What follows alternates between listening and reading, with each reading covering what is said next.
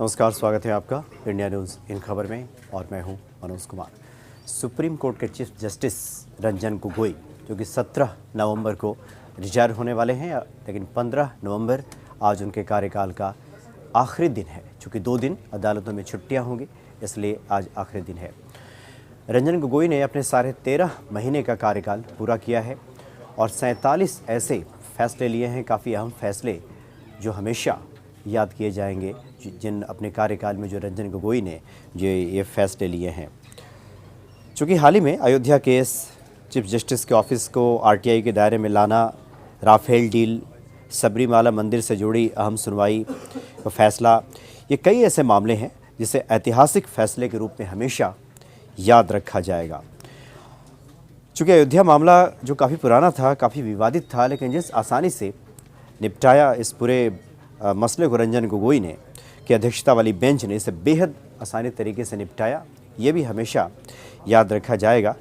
चूँकि कार्यकाल के अंतिम दिन कुछ देर के लिए अपने कार्यालय में बैठे और जैसे कि परंपरा रही है, अपने उत्तराधिकारी जस्टिस ऐसे बोबड़े के साथ वो कोर्ट रूम में बैठे और आज भी उन्होंने कार्य निपटाया। चूँकि 18 नवंबर 1954 को जन्म हुआ रंजन गोगोई का, 1978 में वकालत की शुरुआत की और उन्होंने संवैधानिक, टैक्सेशन और कंपनी मामलों में गुवाहाटी हाई कोर्ट में लंबे समय तक प्रैक्टिस किया। 28 फरवरी 2001 को गुवाहाटी हाई कोर्ट में ही परमानेंट जज के रूप में नियुक्त किए गए। 9 सितंबर 2010 को जस्टिस गोगोई को पंजाब और हरियाणा हाई कोर्ट में ट्रांसफ़र किया गया और 12 फरवरी 2011 को उन्हें पंजाब और हरियाणा हाई कोर्ट का चीफ जस्टिस नियुक्त किया गया। फिर 23 अप्रैल 2012 को सुप्रीम कोर्ट के जज के तौर पे उनकी नियुक्ति हुई। तो कई महत्वपूर्ण फैसले रंजन गोगोई ने अपने कार्यकाल में लिए और खासकर जो साढ़े 13 महीने का ये जो कार्यकाल रहा चीफ जस्टिस के तौर पे, इसमें जो कुछ महत्वपूर्ण फैसले लिए गए, उसमें सबसे जो बड़ा जो फैसला दिया, अयोध्या मसले का निपटारा, जो कि काफ़ी विवादित ये मसला था और बहुत ही आसानी से और विद्वतापूर्ण तरीके से जिस प्रकार से इस फैसले का निपटारा रंजन गोगोई ने किया, वो आने वाले समय तक इस फैसले को याद रखा जाएगा। दूसरा जो फैसला था सबरीमाला का जो मामला, सुप्रीम कोर्ट ने चूँकि सबरीमाला मंदिर पर बड़ा फैसला सुनाया। महिलाओं के प्रवेश पर फिलहाल रोक नहीं लगाया, महिलाएं वहां प्रवेश करेंगी, लेकिन शीर्ष अदालत ने इस मामले को बड़ी बेंच में रेफ़र किया। एक ये भी मसला है जो कि हमेशा याद रखा जाएगा। और चीफ जस्टिस का जो दफ्तर हो आरटीआई के दायरे में, अब सूचना के अधिकार कानून के तहत सीजीआई का दफ्तर भी आएगा। यह भी एक महत्वपूर्ण फैसला रंजन गोगोई ने लिया।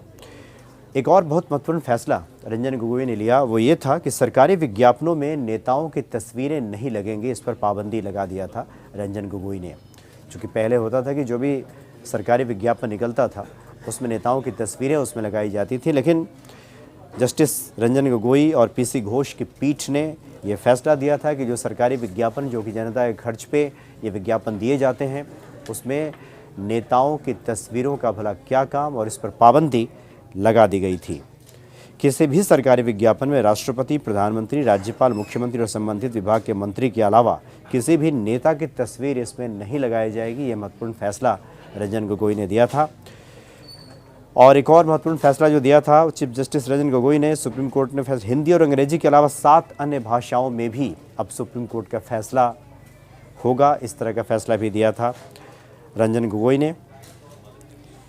तो यानी कि पहले हिंदी और इंग्लिश में फैसले होते थे, लेकिन 7 जो अन्य भारतीय भाषाएं हैं उसमें भी सुप्रीम कोर्ट का फैसला अब लिखा जाता है, इस तरह का फैसला भी दिया था रंजन गोगोई ने। तो निश्चित तौर पे रंजन गोगोई का जो कार्यकाल है साढ़े 13 महीने का, आज उसका आखिरी दिन व्यवहारिक तौर पे, हालांकि वो 17 नवंबर को रिटायर करेंगे। तो कई महत्वपूर्ण फैसलों के लिए आने वाले लंबे समय तक रंजन गोगोई लोगों के दिलों में बने रहे, याद करेंगे लोग उनके इस फैसले को, और निश्चित तौर पे हर भारतीय के जनमानस में उनकी छवि बनी रहेगी। फिलहाल इतना ही, नमस्कार। इन खबर चैनल को सब्सक्राइब करें और बेल आइकन दबाना ना भूलें।